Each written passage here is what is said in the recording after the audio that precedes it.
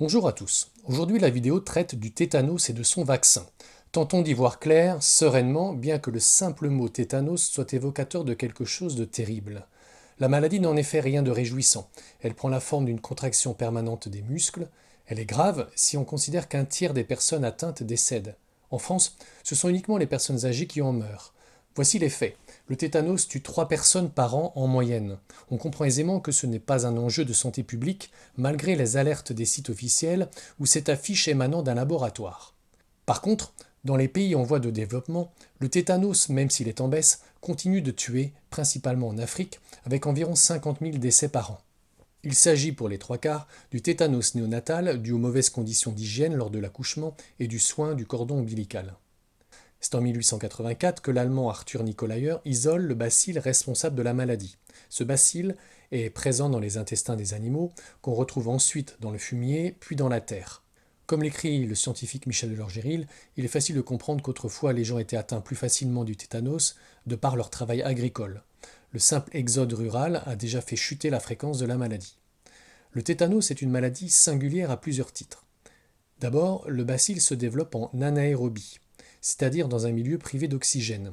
Donc, si la plaie saigne abondamment et qu'elle est ensuite parfaitement nettoyée, le tétanos ne peut pas se développer. Ensuite, le bacille tétanique n'agit pas par lui-même mais par la toxine qu'il sécrète. Dans l'ordre, nous avons le tétanos présent sous forme de spores. Ces spores germent dans la plaie nécrosée et donnent naissance à des petits bâtonnets, les bacilles.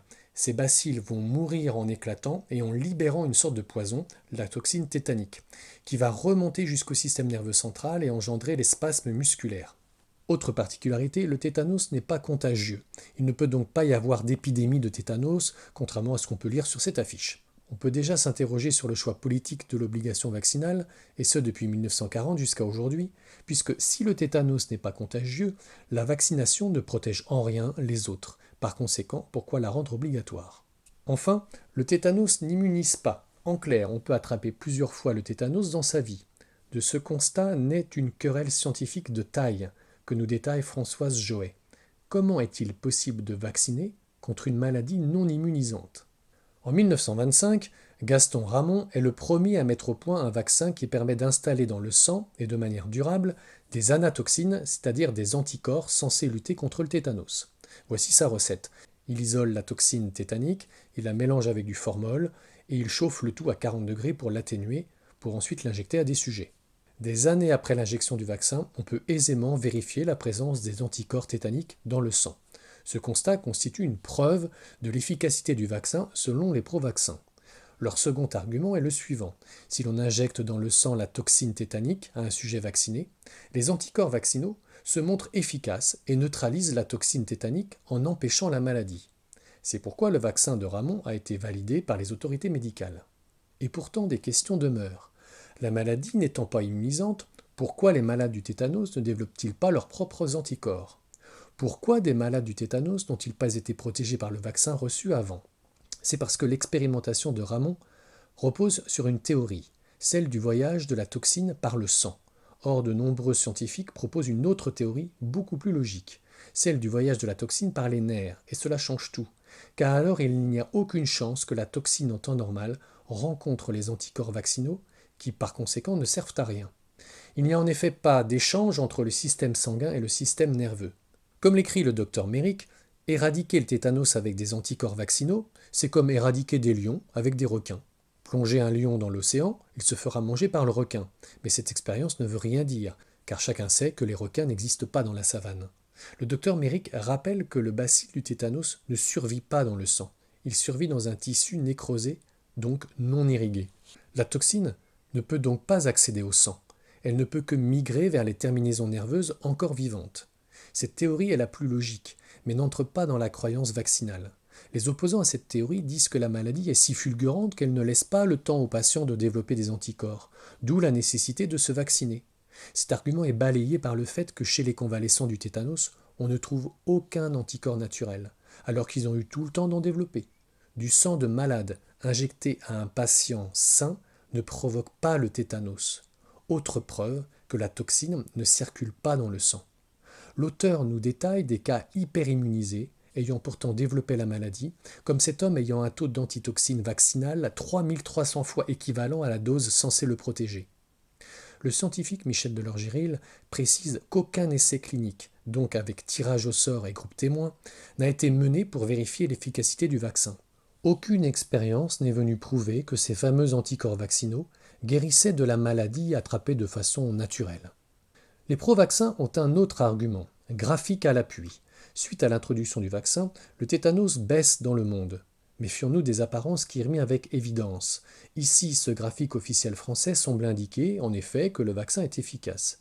Mais on occulte les années précédentes. Quelle était la tendance avant la vaccination? Souvenez-vous, nous avons eu ce même questionnement sur le vaccin antidiphtérique dans la vidéo 5. Passant sous silence ce biais cognitif, l'Institut Santé publique France perd toute crédibilité, pour répéter les mots de Michel Delorgiril. Nous n'avons hélas pas de recul avec des données fiables pour la France. Sur ce graphique officiel américain, on voit que le tétanos chutait bien avant la vaccination survenue dans les années 40. Pourquoi? Exode rural et meilleure aseptisation des plaies, entre autres. Autre argument dans la querelle, l'OMS recommande la vaccination des femmes enceintes en Afrique pour lutter contre le tétanos néonatal, en espérant que la maman transmette les fameux anticorps vaccinaux à son nouveau-né. Pourtant, la pédiatre Françoise Berthoud relate une large étude menée en Tanzanie qui a démontré l'inefficacité de cette vaccination. L'OMS est heureuse d'annoncer que la Chine vient d'éradiquer le tétanos néonatal en développant les maternités et en développant les 3 propres: propreté des mains, propreté du cordon ombilical et propreté de la table d'accouchement. L'OMS oublie juste au passage de préciser que la Chine a réussi cet exploit sans avoir vacciné. C'est une idée pour Pampers, investir dans les maternités plutôt que dans les vaccins. Abordons un dernier point, celui du sérum antitétanique. En cas de plaie importante, on pratique en France une injection d'un sérum antitétanique de cheval, et ce de manière curative ou préventive.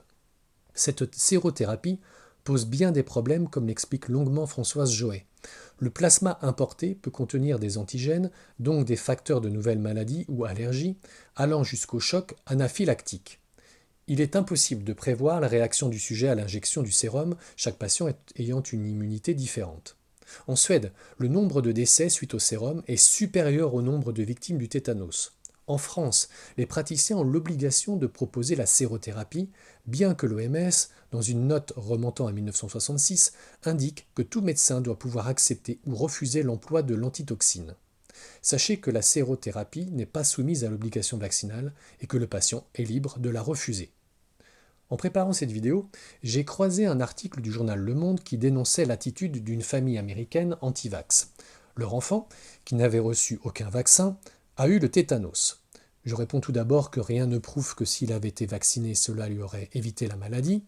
Le journal ne dit rien sur les nombreux cas parfaitement documentés de personnes vaccinées ayant quand même contracté le tétanos. De plus, le journal blâme l'absence totale de vaccins. Mais je ne vois pas comment les autres vaccins auraient pu aider cet enfant contre le tétanos. Enfin, ce petit garçon n'est tout de même pas responsable de la privatisation du service de santé américaine qui a engendré les coûts exorbitants de sa prise en charge médicale. Cet article du Monde est tout à fait dans la même lignée que celle des décodeurs du Monde, à propos desquels j'ai écrit un long droit de réponse sur mon site internet. Ces journalistes font fi de leur neutralité journalistique et défendent des positions pro-vaccinales sans le dire, et c'est bien là le problème. Au terme de cette vidéo, je me pose de nouveau cette question. Pourquoi rendre obligatoire le vaccin antitétanique alors qu'il n'a jamais fourni de preuves cliniques de son efficacité et alors qu'il s'agit d'un vaccin égoïste? On voit ici que le poncif « je me vaccine donc je protège les autres » est invalidé. Quant à la question du risque vaccinal, elle sera étudiée dans la vidéo sur le DTP.